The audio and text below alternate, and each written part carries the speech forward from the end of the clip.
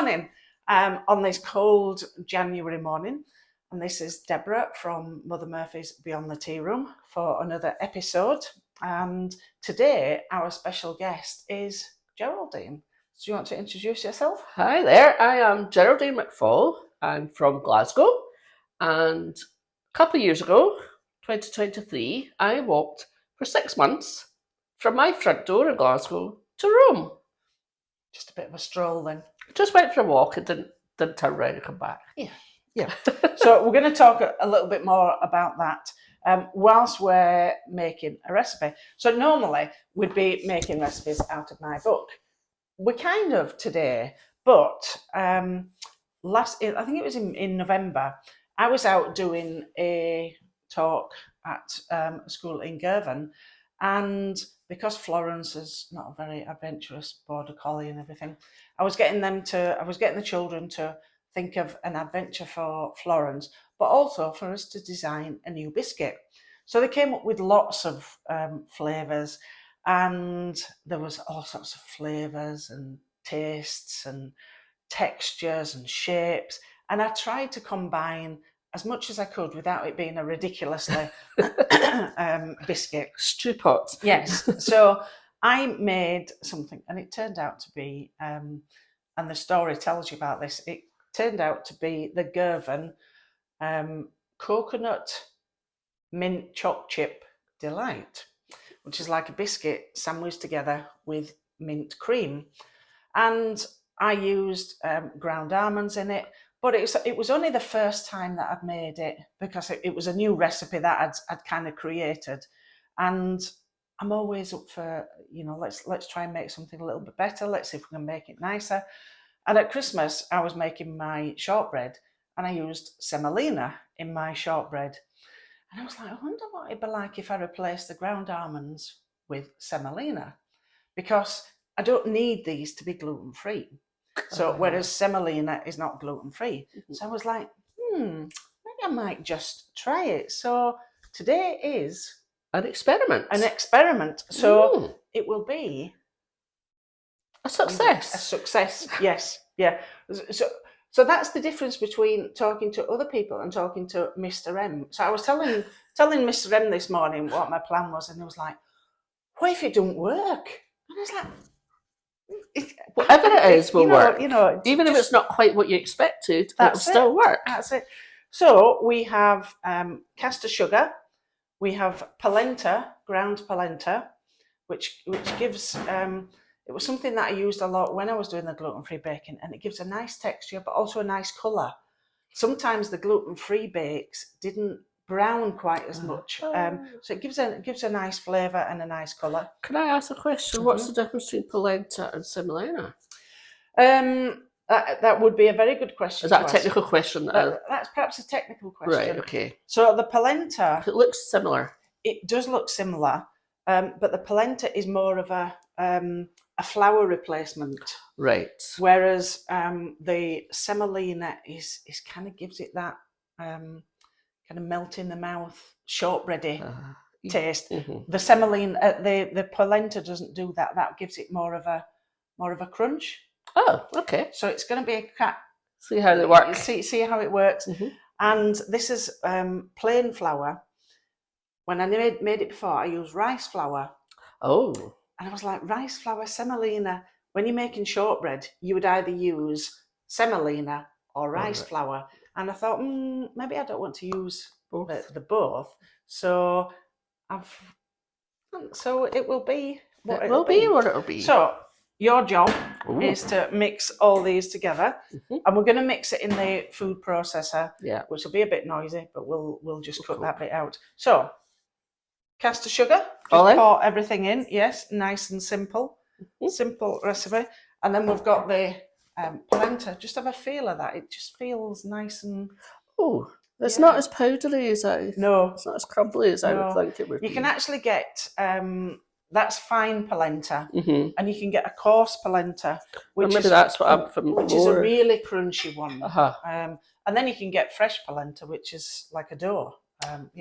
So if you'd be stirring those as we go along, and it just makes sure everything's all mixed in. And this is just plain flour. So you could use rice flour, you could use gluten-free flour, you could even use corn flour. But I'm thinking because I'm using polenta and semolina, corn flour, yeah. Flour. So that's just plain flour, nothing else in it. And this is the semolina. And we'll just mix those in. And we've got some chocolate chips, which we're going to put in once we've got the butter mixed in. So I've got butter here, and this is butter today rather than dairy-free spread. But you could use stalk block to make it dairy-free. You could use anything, whatever you want to use as your fat. Yes. So we're going to put those in, but we're going to mix those in. Can I just use that? We're going to mix these in with the KitchenAid. Yeah. And all we're going to do is let this do the hard work for us. And I'm gonna turn that on, and it's going to mix away, and I will cut it out because it's quite noisy. So I've just got it on a low speed, and it's almost like mixing it in. I half expected you to say start doing it. Yeah. Which, if it hadn't been quite so cold, I might have done. But you try to rub butter in when it's so cold. And that's the benefit of using stalk, actually. Yes. Because stalk you can rub in quite easily. Quite quickly, yeah. But it's just after Christmas. I didn't want to go to the shops. Use what's in the house. Use what's in the house. Absolutely. Yes. Yeah. So put the coconut in. No. Or the chocolate chip. Well, the chocolate chips are not going in. So this is desiccated coconut. Right. Stalk. Once we've got the butter mixed in, we'll put the chocolate chips in as well. Meanwhile, you could be cracking both those eggs and give it a little bit of a stir. You can put the shells in there.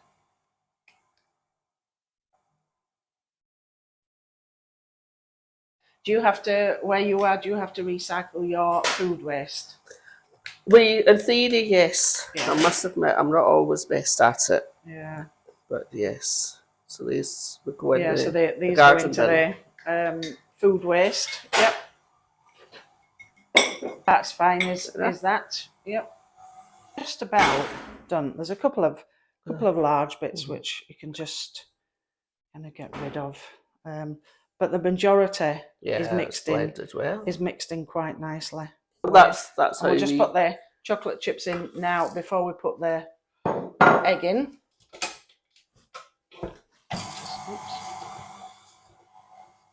And that just mixes them all in, so that you don't get one chocolate chip bucket with yes. Yeah. And then all we're going to do is we're going to pour this in, nice and simple. We're going to mix this until it kind of starts to come together, but then you can finish that off yourself on the thing. So it's going to become almost a dough. It will be a bit like the shortbread kind of dough. Hopefully. Okay. Yeah. It will. And we will make it. Yes. We'll make it do that. And if this doesn't do it because maybe the semolina makes it too dry, we can add a little bit of milk into it. Yeah. Like it just in the fridge where that milk is in the jug that we've just been using. And the black jug. Oh, it's actually not too bad. Okay. So as you can see, I have now taken it out of the food processor because we weren't able to mix it enough in there, and because it's an experiment, it's just we just need this to come together as a dough, which it will do. That's all you need to do is have a little bit of faith. Yeah, a little bit more milk. Maybe I might have added, I could have added 3 eggs rather than 2 eggs. Oh, I think it looks to me like it's beginning to well, it is. come together. Looking a little bit like a dough. So that's the thing about, you know, if you're baking and you're thinking, that's not going quite how I want it to. What is it not doing? It wasn't coming together, so it obviously needed some more liquid. A little bit more liquid. So we've added some more milk. So see the tub there that says plain wheat flour? You can just bring that here, and we're going to roll this out and just a little handful.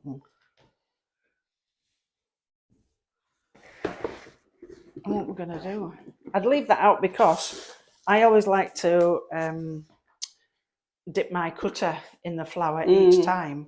But this is not going to be too sticky. So as you can see, for something to be a biscuit, we need it to be a dough, and we have a dough. But what I'm going to do is going to kind of cut it in half, so that you've got half, and I've got half. You see, you thought you were going to get away with it, didn't you? I was here to watch. Yeah, no. Just give it a bit of a mix so that it comes together. And actually, it feels quite a nice dough now. I'll wash my hands a bit. Do you do a lot of baking, Geraldine? I have done baking over the years, accidentally. I became sort of family and friends. Is that a little bit like accidentally walking to Rome? Yeah, I am quite an accidental kind of person. But I accidentally began to make wedding cakes for family and friends. So I thought you were going to say something like, I accidentally made a biscuit, but no, accidentally made a wedding cake. It began with my niece and I were organising her what we called EasyJet wedding, so very much a DIY wedding, and it came to close to the wedding, and we were saying, what about a cake? And Laura came up with a great idea of, well, Jed, you could make it. Right. Oh, thanks. So actually, I cheated because I got a Marks and Spencer's sort of cake, white decorated cake, and then they wanted a camper van for the top of the wedding cake. All right, okay. So that was my job, was to work out how to make a camper van. Don't tell me that you made a camper van out of icing. No, I made a sort of loaf tin, right, and then decorated it into a camper van. So it was just the decoration that was the camper van.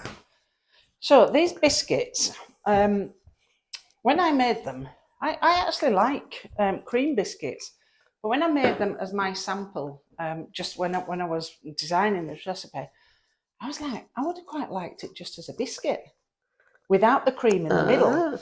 So if you were going to do it like that, you could maybe leave it a little bit thicker. But if you're going to have two together, you want them fairly thin. Otherwise, it's not sticking to the table like I thought. Otherwise, you can't actually bite the biscuit. That's it. Do you need some more? I think so. Some more flour. There we go. And again, you can cut them out whatever size you want as well. However big you want your whatever biscuit. shape. Whatever shape. So what I did was, I think mine's just a little bit thick there.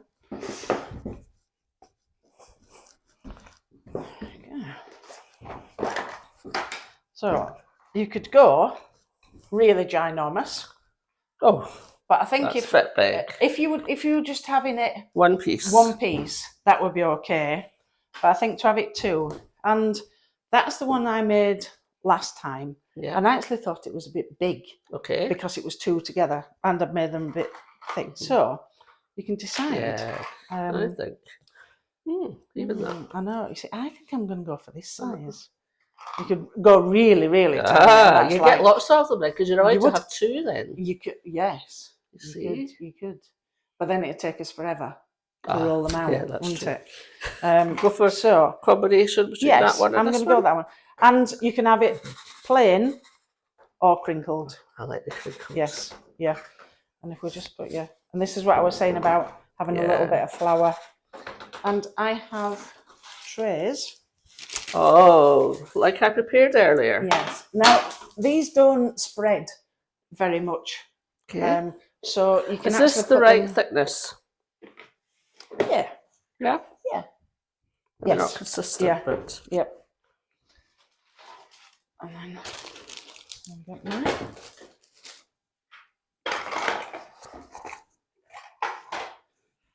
When Jim comes in after I've been baking, it's like, do you not think you could be a little bit tidier when you bake?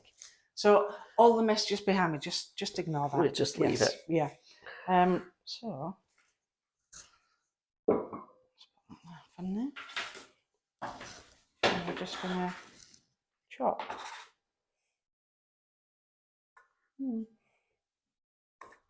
And if you dip your cutter in each time, it just doesn't stick. Yeah. And it's easy to think that you're making hundreds and hundreds, but because they're going to be doubled up. You can tell who the pro is and who the amateur is by the speed. I have made 1 or 2 biscuits. I think you have. Yeah, yeah. So, 6 months to walk to Rome. Yeah. What time of year was that? So I left on the 6th of May. Okay. And I arrived in Rome on the 4th of November. So I had 6 months of summer, really. Right. Sometimes too much summer. Right. But yeah, so it was good. Yeah. Overall, good weather. So you set off from Glasgow? I did. My own front door near Springburn Park. And I walked through, basically from Glasgow, down the Clyde Valley and diagonally across towards Peebles, Hoyk, Selkirk, and across the border over that side. So were you walking on roads or were you walking on tracks? Well, I was walking with a trailer strapped around my waist. It's a buggy for running parents. So why did that come about? Why were you using that instead of using a rucksack? Because I'm not a normal person. When I first came up with this ridiculous idea of walking from home to Rome, I gave myself 2 rules that, on my basis, that was the only way I was going to manage this. Right. And one of the rules was I am not carrying a rucksack. I have been on plenty of walks and hikes with rucksacks. Yep. I know that I don't want to carry a rucksack. So that was why I had a trailer. And because this was a 2-wheeled trailer from behind me, I basically decided that I was a bike with a trailer. And therefore I needed to be on the road because I could rely on footpaths, not be too muddy or too grassy or too lumpy. Yeah. So I was on the same side of the road as traffic, which is opposite to what you would do if you had a rucksack. You would walk against, facing into the traffic. Yep. So I left it to the drivers to please don't hit me. Right, okay. Because I couldn't get in and out the roads. Right. You know, with my trailer. So yes, I was following roads the whole way, more or less. When I could find a nice footpath, an old railway line path, something like that. Right. And I knew that I could get to the other end of it, then I took that opportunity when I got the chance. So there was a little bit of a mishap. Was that down the Clyde Valley? You were telling me where you couldn't get the trailer. So this trailer that I'm talking about, actually, as I say, is a buggy for running parents who still want to go running after they've had a child. Right. So it's interchangeable between a push buggy with a bar and a front wheel and a different bar that goes on to take the front wheel off and pull it behind your back. So I thought I could use both these options. So day 1, 2, and 3, because I was basically still in Glasgow, I was pushing it, thinking that would be easier. I hadn't practiced with this thing, really. I'd been on 2 little walks around the block beforehand. And did you feel quite self-conscious of it? In Glasgow, I did. Yeah. Once I was on the road, I didn't care, Yeah. and it came good. But day 3, I was down in the Clyde Valley by this time. I was walking towards Lanark on that day, so it was sort of Lark Hall, Hamilton to Okay. Lanark. And that was, my friend said, oh, she said, there's a nice bit of the Clyde Valley, we take the dogs there a lot. And she left after half an hour and left us pushing this thing. And I was saying to my friend Lucy, who was with me, well, there's no point you helping because I'm going to have to do this for the next 6 months. So Okay. So how far was Lucy walking with you then? she was walking that day. Oh, just that day? Yes, just that day. So whenever we came up against a stile or a kissing gate, it was down to me. And I had, this thing was so wide, I had to take the wheels off and the bar off and, sort of manoeuvre it through. And naturally, with anybody, Lucy would have helped, but there was no point in her helping because this was something that I was going to. Yes. And it had been raining solid for a couple of days before this. So the mud was getting muddier and muddier and muddier. I know that track that you're talking about. So I can just imagine. Buggy that I was pushing like a baby was just getting more and more in debt until we met a set of stairs. There was a big embankment, about 25 timber stairs that had clearly been put in, very nice, put into. And again, Lucy, you can't help me because this is going to happen to me again. And there's no. So we were literally standing at the bottom of the stairs, working out. I'm sort of working out, I could take the bags out and I'll take it all apart and I'll take it up one piece at a time.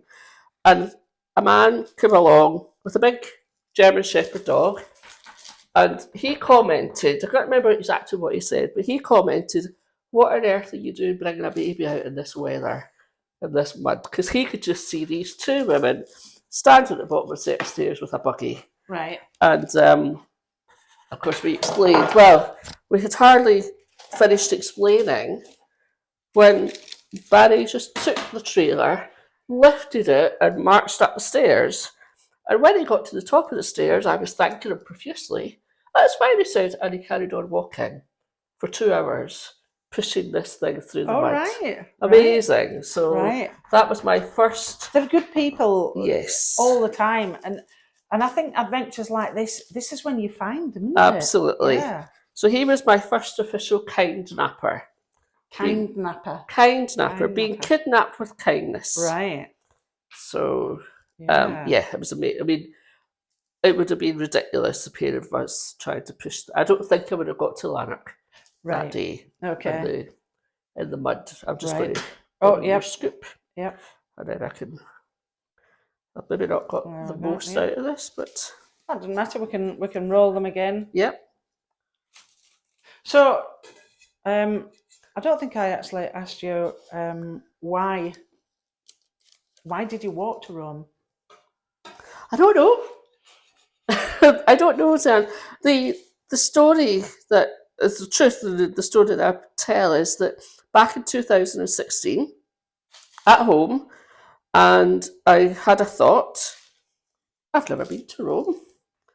And for some reason, the next thought in my head was, I'll walk there. And that sort of, it was also the year that Mum was diagnosed with dementia. Right, so I hoped that it would be a long time before, I didn't know if I would ever do this walk, but I hoped it would be a long time before I did. Right. Because I would never go away for that length of time. Mum was around. And it was such a ridiculous, stupid idea that I didn't tell anyone for 2 years.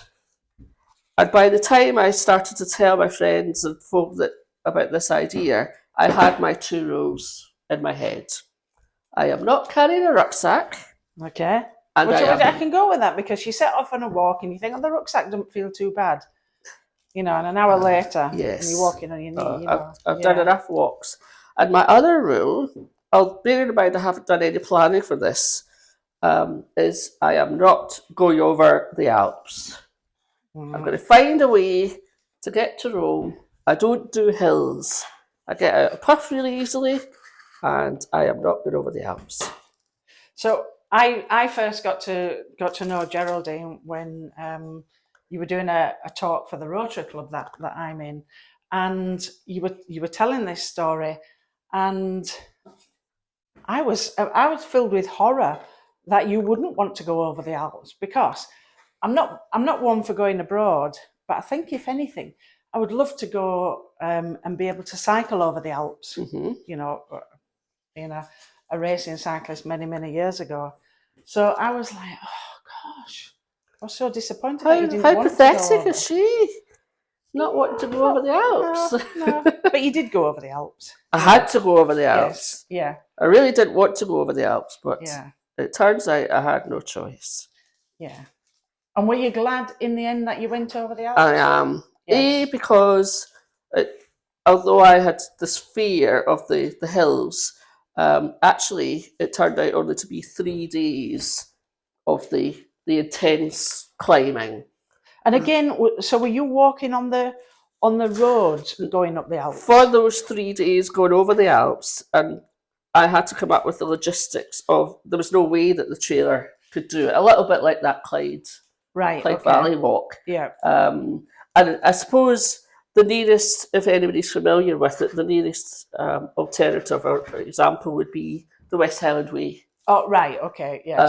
So those sort of footpaths and up over the mountains. Bits of it would work, but bits of it wouldn't. But so what I did for the 3 days, the day before the first day, is I took the trailer on the train up to the first sort of stop, overnight stop.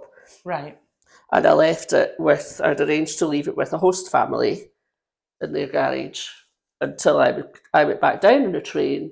I come up, walked up the first day of walking.